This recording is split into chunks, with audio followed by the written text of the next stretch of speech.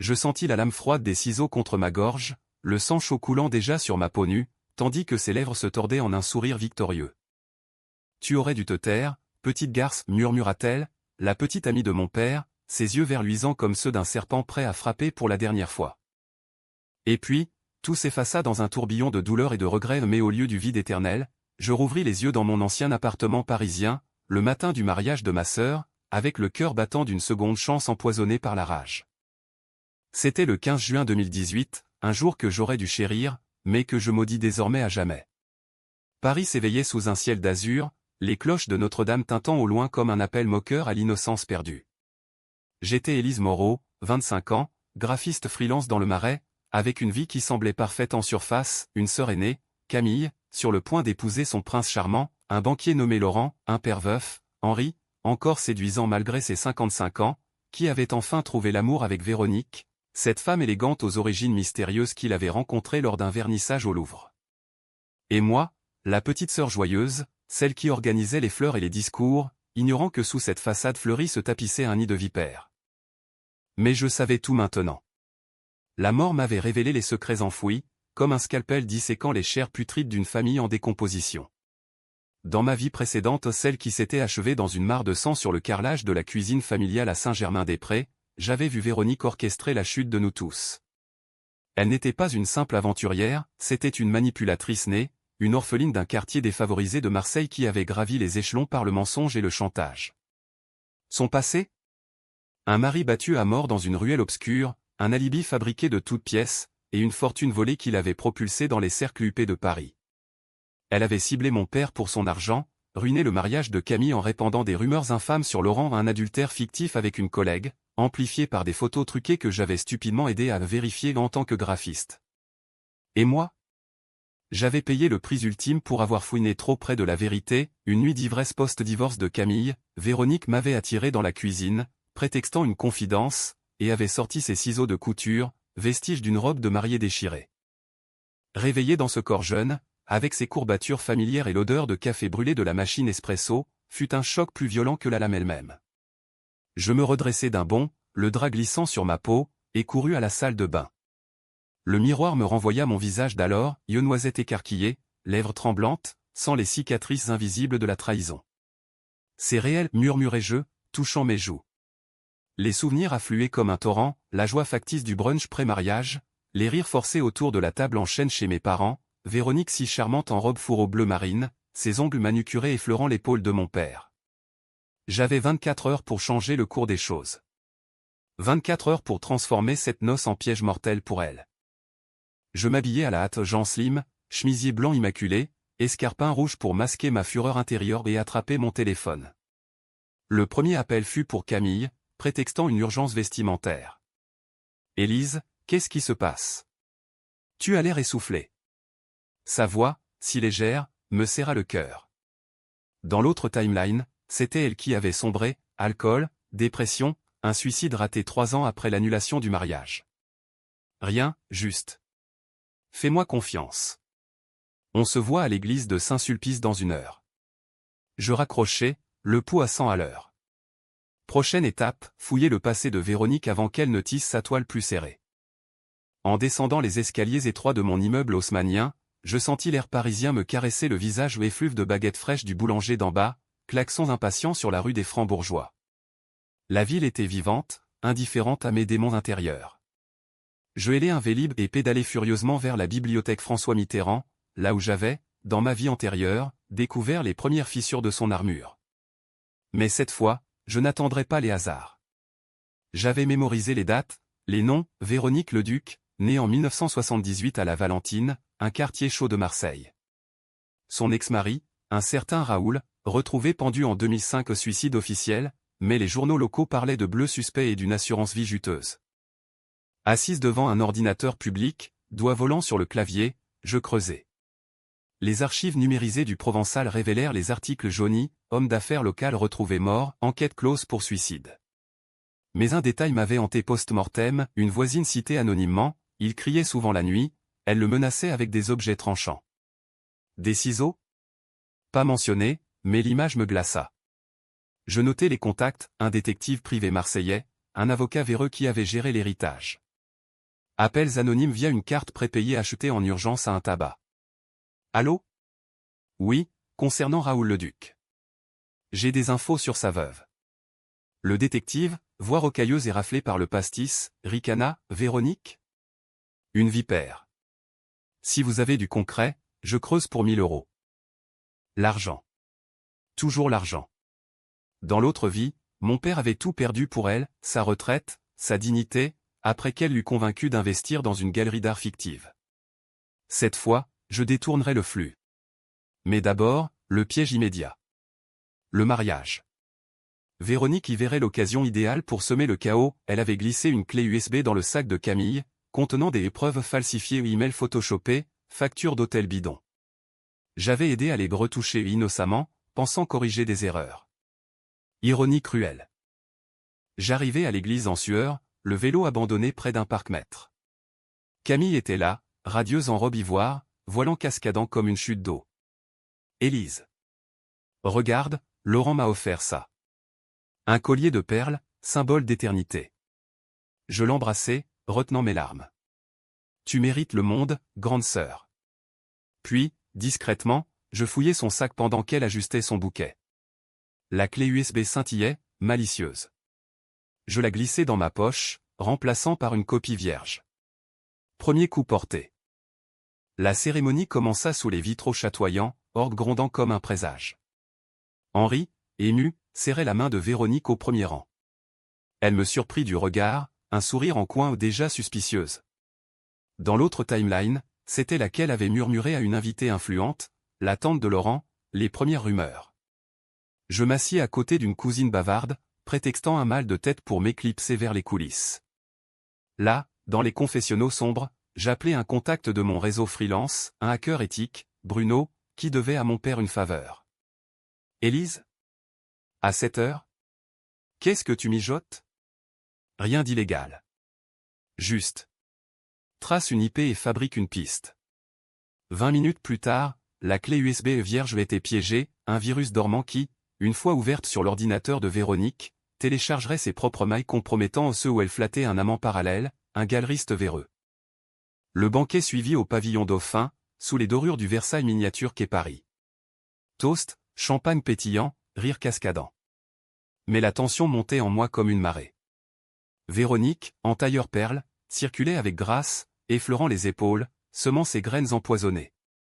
Je l'observais, notant chaque geste, la façon dont elle serrait trop fort le bras d'Henri, possessive, son regard fuyant vers son téléphone, attendant peut-être un signal. Lors du discours de Camille, émouvant sur l'amour familial, je vis l'étincelle, elle se leva pour féliciter la mariée, glissant la fausse clé dans la main d'une serveuse complice payée pour la découvrir plus tard. Mais j'étais prête. Je interceptai la serveuse dans les cuisines, 200 € en pourboire et un mensonge lisse, c'est pour la mariée, un cadeau surprise. Donnez-la-moi, je m'en occupe. La clé atterrit dans ma paume.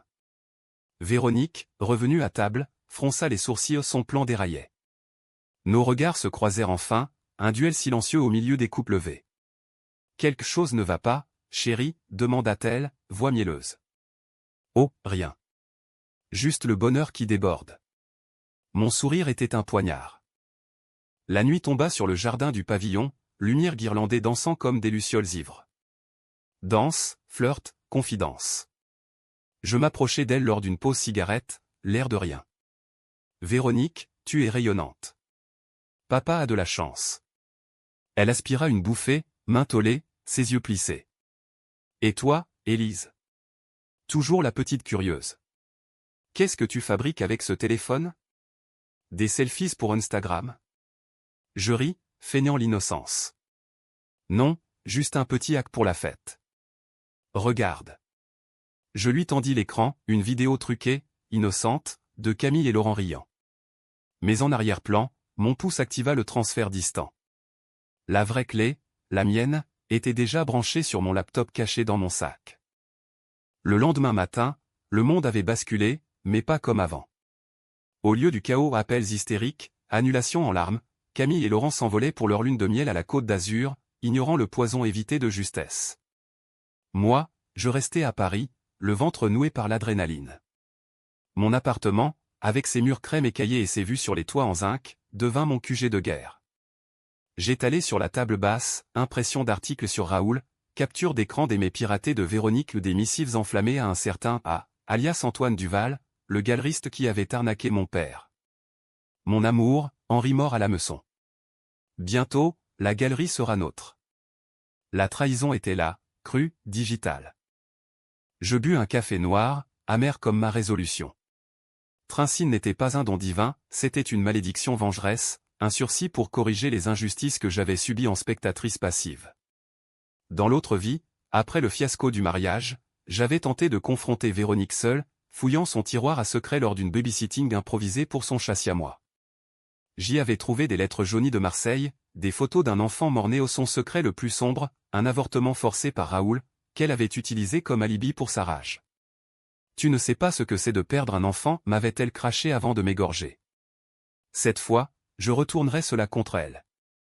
Premier mouvement, isoler le père.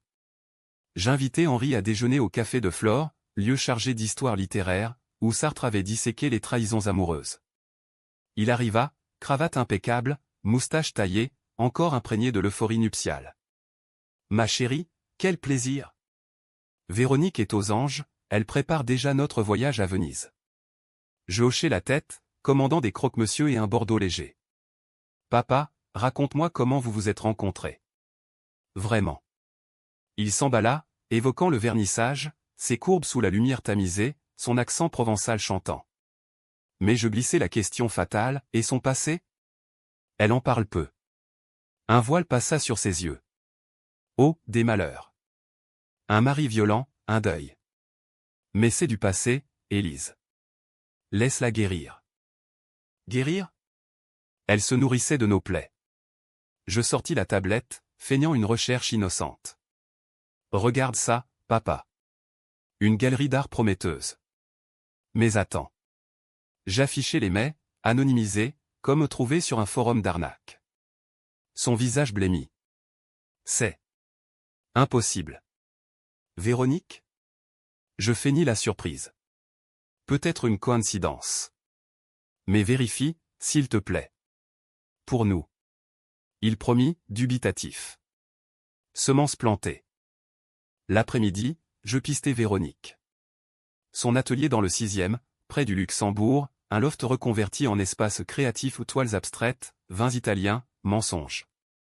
J'arrivai en VTC, capuche relevée contre la bruine automnale qui s'annonçait. À travers la vitre, je la vis, téléphone à l'oreille, gesticulant avec Antoine, son amant. Le mariage a capoté? Non, pire, la sœur a tout saboté. Je sens qu'elle sait. Mon cœur s'emballa. Elle savait que je savais. Je reculai dans l'ombre d'un Porsche, envoyant un texto anonyme via une app jetable, Raoul n'a pas oublié. Les ciseaux attendent. Sa réaction fut immédiate, elle lâcha le téléphone, scrutant la rue. Parfait. La peur est le meilleur aphrodisiaque pour une traqueuse comme moi. Je rentrai, barricadant la porte, et passai la nuit à ourdir. Décision controversée numéro 1, impliquer la loi, mais à ma sauce. J'appelai le détective marseillais, transférant les preuves numériques. Creusez, et je paie double si vous trouvez le lien avec Raoul. Il grogna, c'est du lourd, mademoiselle. Mais attention, ces vipères mordent. Les jours suivants furent un balai tendu. Henri annula le voyage à Venise, prétextant du travail. Véronique, piquée, débarqua chez moi un soir, bouteille de rosé en main, sourire carnassier. Élise, ma belle. On parle? Ton père est distant. Je l'invitai, jouant l'hôtesse parfaite, fromage, olives, vin versé généreusement. Assise sur mon canapé Ikea, face à face, l'air crépitait. Qu'est-ce qui te tracasse, Véronique? Le mariage. C'était magnifique, non? Elle sirota, yeux mi-clos. Magnifique? Ta sœur a eu de la chance. Mais toi. Tu as l'air changé. Plus. Aiguisé. Je ris, un son cristallin. La vie, ça use. Comme un bon millésime. Puis, le coup. Je découvris ostensiblement une lettre sur la table, une copie des archives sur Raoul, anonyme. Ses mains tremblèrent. Où as-tu eu ça? Un ami. curiosité professionnelle. Elle se leva d'un bond, visage déformé. Écoute-moi bien, petite. Fouine encore, et tu regretteras. Sa voix, basse, provençale, me ramena à la lame froide. Mais cette fois, je ne reculais pas. Regrette quoi? Ton mari? Ou l'enfant que tu as perdu? Silence. Son secret, éventé. Elle blêmit, puis, tu ne sais rien. Elle partit en claquant la porte, mais le verre était dans le fruit. Bientôt, les fissures apparurent. Antoine rompit, alerté par des fuites que j'avais orchestrées via Bruno. Henri confronta Véronique, dispute explosive, entendue par les voisins. Elle le quitta, bagage en main, jurant vengeance. Mais je n'en avais pas fini. La phase 2, exhumer le passé. Le détective appela, j'ai du neuf. Raoul n'était pas suicidé. Bleu de strangulation, et des fibres de tissu comme une robe de couturière. Elle cousait, votre Véronique. Preuve circonstanciale, mais suffisante pour un dossier. Paris, mi-juillet, étouffé sous une canicule inhabituelle. Je suivais Véronique, ombre dans la foule des terrasses bondées. Elle squattait un hôtel miteux près de Bastille, vendant ses bijoux au pawn shop. Désespérée, elle contacta un ex, un truand marseillais. J'enregistrai la conversation via un micro planqué dans son sac volé lors d'une visite amicale. J'ai besoin d'aide. Une gamine me pourrit la vie. Le truanderie, laquelle? Celle du banquier? Oublie, Véro. T'es fini. Mon plan culminait, un rendez-vous piégé. J'envoyais un message depuis un burner, rencontrons-nous. Église Saint-Sulpice, minuit. Finissons ça. Elle vint, silhouette noire contre les colonnes gothiques, lune pâle éclairant son visage ravagé. Élise. Tu es folle. Non, Véronique. Juste. Je sortis l'enregistreur. Ton mari. L'enfant. Et maintenant, mon père. Elle avança, main tendue. Je peux t'expliquer. Raoul me battait. L'avortement. C'était lui.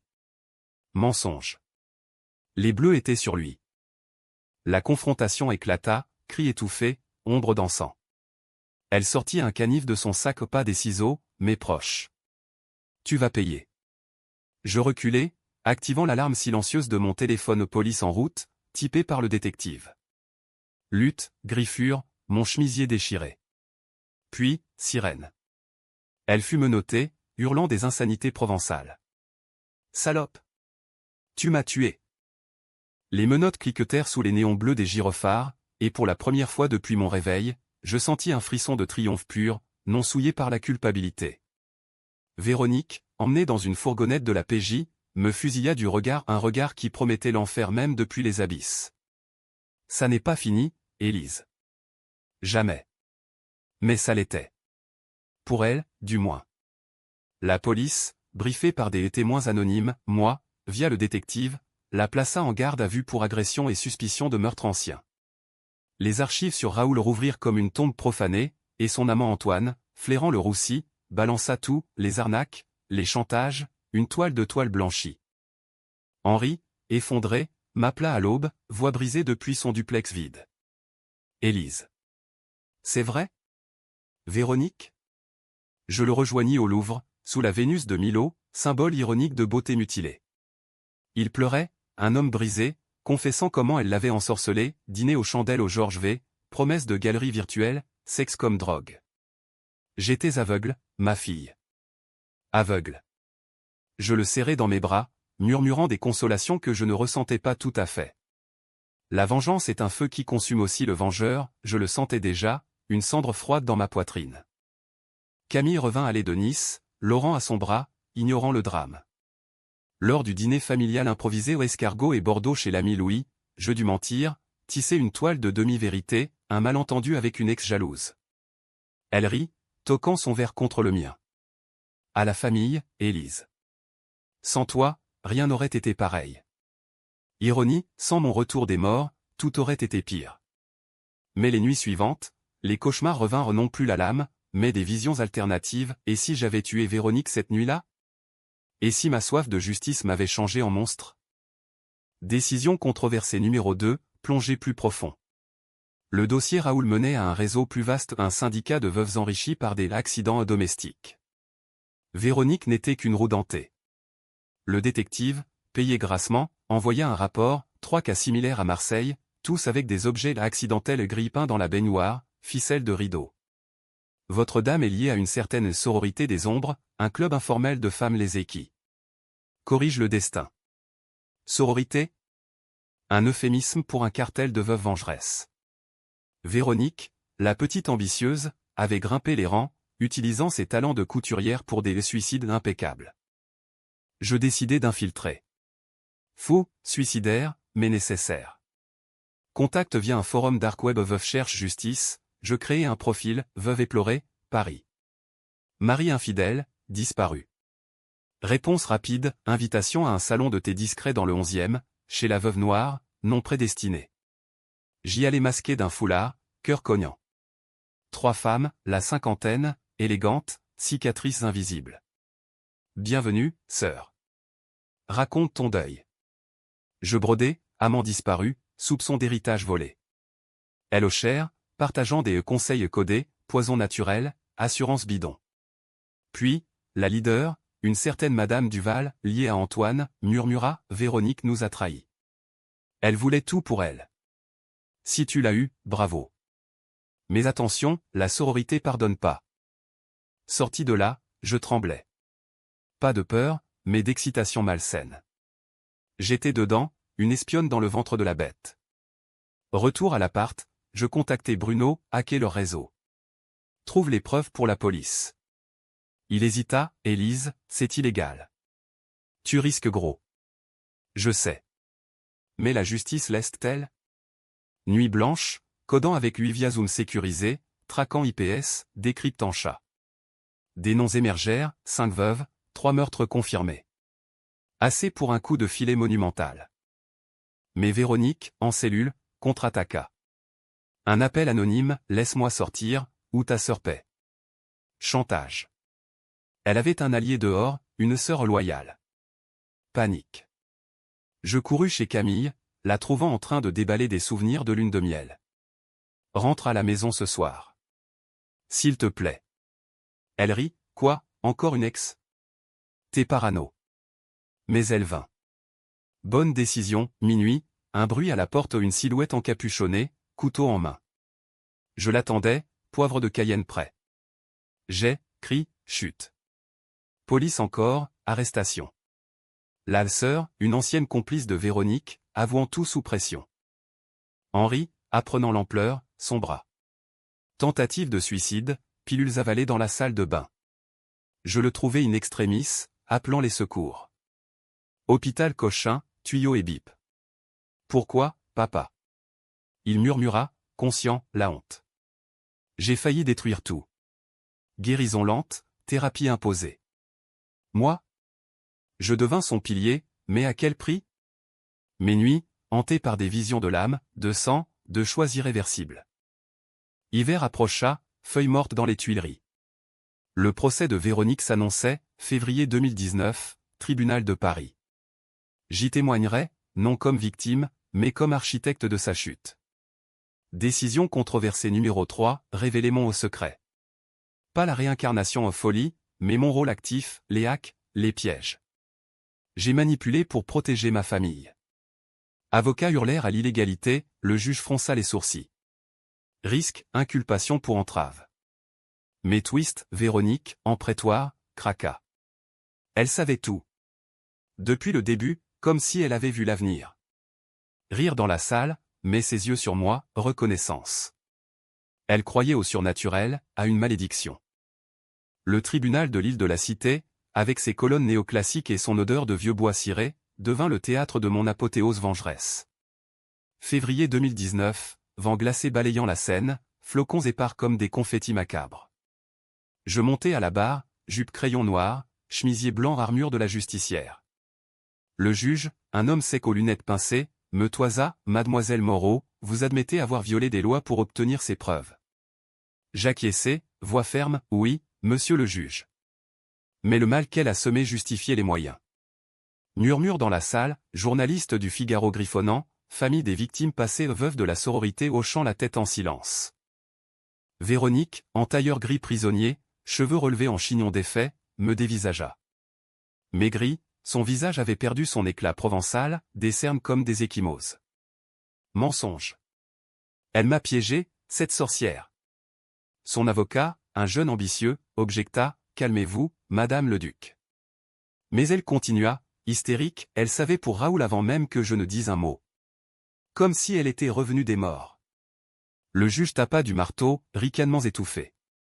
Moi, impassible, mais intérieurement jubilante. Mon secret, effleuré, la rongeait. Les témoignages s'enchaînèrent, le détective, facture à l'appui, Bruno, sous immunité, détaillant les hacks, même Antoine, en chemise froissée, avouant les arnaques. Puis, le clou, expertise médico-légale rouverte sur Raoul. Strangulation manuelle, fibre de soie cousue au compatible avec les outils de couture de l'accusé. Véronique hurla, c'était de la légitime défense. Il me frappait, il voulait l'enfant mort. Le jury tressaillit. Son secret d'avortement, forcé ou non, éclaboussa la salle comme du vitriol. Avocat, pas de preuve d'homicide volontaire. Mais le procureur riposta, un paterne, monsieur. 3 morts, un modus operandi. Henri témoigna, voix chevrotante, elle m'a volé mon âme, mon argent. Pour rien. Camille, à mes côtés, serra ma main où elle avait appris la vérité, nous pleurant ensemble la nuit précédente. Tu as sauvé notre famille, Élise. Mais à quel prix? Le prix, mon humanité érodée. Durant les pauses, je fumais dehors, cigarette tremblante, revoyant la lame fantôme contre ma gorge. Étais-je meilleur qu'elle? Mes manipulations en faux messages, piège avaient-elles franchi la ligne? Coup de théâtre au 3e jour, une sœur de la sororité, repentie, surgit comme témoin surprise. Véronique nous a vendus. Elle planifiait de liquider les autres pour l'héritage total. Preuve, enregistrements internes, vendus au plus offrant en moi, via Bruno. La salle explosa, Véronique s'effondra, sanglotant, traître. Toutes des traîtres. Le juge ordonna une enquête élargie, descente à Marseille, arrestation en cascade. La presse titra, le cartel des veuves, Paris démasqué. Verdict, 20 ans ferme pour Véronique, plus les arnaques. Elle fut traînée dehors, menottée, criant mon nom comme une malédiction. Élise. Tu paieras dans l'autre vie. Ironie suprême. Dehors, flash crépitant, micro tendu. Je déclinai, pas de commentaire. Juste justice. Mais intérieurement, le vide. La vengeance assouvie laissait un creux béant. Printemps revint, cerisier en fleurs le long de la Seine. Camille enceinte, annonçant la nouvelle lors d'un pique-nique au Champ de Mars. Un petit neveu pour toi, Élise. Joie factice, je souris, mais mes yeux erraient vers l'horizon. Henri, en thérapie, rencontra une veuve honnête, une libraire du quartier latin. Elle est vraie, papa. Il rit, comme toi, ma guerrière. Moi? Je quittais mon job freelance pour un poste fixe chez une agence anticorruption, canalisant ma rage en bien. Mais les nuits, l'insomnie persistait. Décision controversée numéro 4, confronter mon propre fantôme. Un soir, visite à la prison de Fresnes. Véronique, derrière la vitre, vieillit prématurément. Pourquoi, demanda-t-elle, voix rauque. Je répondis, pour Raoul. Pour l'enfant. Pour nous. Elle rit, amère, tu crois que c'était moi. Raoul. Il s'est pendu. J'ai juste arrangé l'assurance. Mensonge? Vérité? Ses yeux, pour la première fois, vulnérables. Et toi, Élise? Ton retour. C'est un miracle ou une damnation? Je raccrochai l'interphone, partant sans un mot. Peut-être était-elle folle, peut-être l'étais-je. L'été 2019, twist final inattendu. Une lettre anonyme, tu n'es pas la seule revenue. Signée une sœur d'un autre temps. Cœur figé. Était-ce une blague? Ou la sororité avait-elle ses propres revenantes? Je brûlai la lettre, mais le doute s'insinua. Paris, ville des lumières et des ombres, me semblait désormais peuplée de fantômes. Ma vengeance avait sauvé ma famille, mais ouvert une porte sur l'inconnu. Automne 2019 enveloppa Paris d'un manteau ocre, feuilles tourbillonnant comme des souvenirs inachevés. La lettre brûlée hantait mes rêves, une sœur d'un autre temps. Était-ce Véronique, semant le chaos depuis sa cellule? Ou pire, une révélation sur mon propre retour à un écho cosmique, une boucle temporelle que j'avais ignorée dans ma soif de sang? Je consultais un psy, feignant l'anxiété post-traumatique. Mademoiselle Moreau, vos visions pourraient être dissociatives. Visions? Je n'en parlais pas, la réincarnation reste le tabou des tabous, même dans une ville freudienne comme Paris. La famille se reconstruisait. Camille accoucha d'un garçon, Théo, aux yeux de Laurent et aux cris de lionceau. Le baptême à Saint-Sulpice, l'ironie du lieu fut un triomphe, Henri, rayonnant avec sa libraire, Claire, toast au citron pressé et rire cascadant. Moi, marraine, tenant l'enfant sur les fonds baptismaux, sentis un poids se lever. Tu es notre ange gardien, murmura Camille. Ange? Plutôt démon vengeur, mais je souris, berçant Théo contre mon cœur battant. Pourtant, la sororité rôdait. Des nouvelles arrestations, 2 veuves condamnées, un réseau démantelé. Mais la leader, Madame Duval, disparut au volatilisé comme un mauvais génie. Je pistais via Bruno, elle est à Lisbonne, Élise. Faut arrêter. Non. Une dernière traque.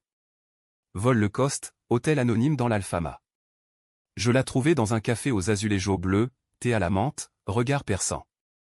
Mademoiselle Moreau. La revenante. Elle savait. Véronique a parlé. De ton et miracle au point.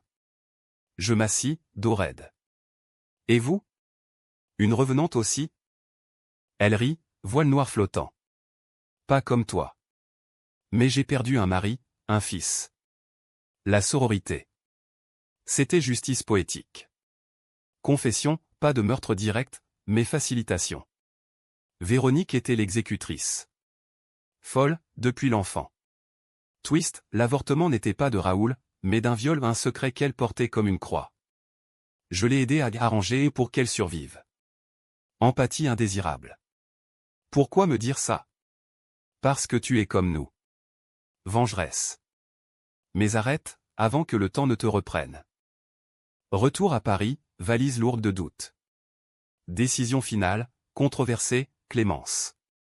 J'écrivis à Véronique, pas de libération, mais une trêve. Pour l'enfant fantôme. Réponse, silence. Peut-être guérison, peut-être complot. Noël arriva, sapin scintillant chez Henri, dinde rôtie et chants provençaux au clair chantaient faux, adorablement. Toast à la résilience. Je trinquai, mais mes yeux scrutèrent les ombres. Hiver 2020, pandémie frappant comme un coup près. Confinement, masque, solitude amplifiée. Je travaillais de chez moi, dossiers anticorruption virtuels, mais la lettre revint, le temps boucle. Prépare-toi. Signé R. Raoul? Folie.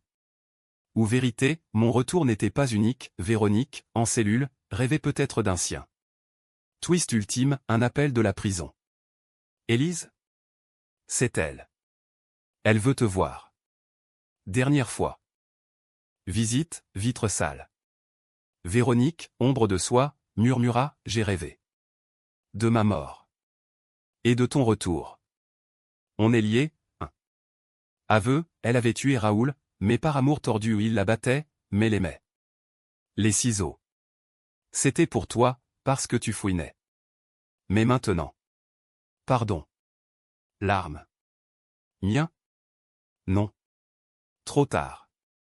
Mais en partant, un frisson, et Simon un meurtre était sa boucle à elle? Une vengeance mutuelle à travers les temps? Épilogue, printemps 2025, 5 ans après. Paris renaît, terrasse bondée. Camille, Théo courant dans le Luxembourg. Henri marié à Claire, galerie honnête ouverte. Moi? Écrivaine anonyme, roman sur une revenante fiction, dis-je. Mais la nuit, près de la fenêtre, je sens la lame fantôme. Vengeance assouvie, mais le prix, une vie en suspens, attendant la prochaine boucle. Qu'as-tu cohu? Oui, pour eux. Pour moi, une paix armée. Et si le temps replie? Je serai prête, ciseaux en main.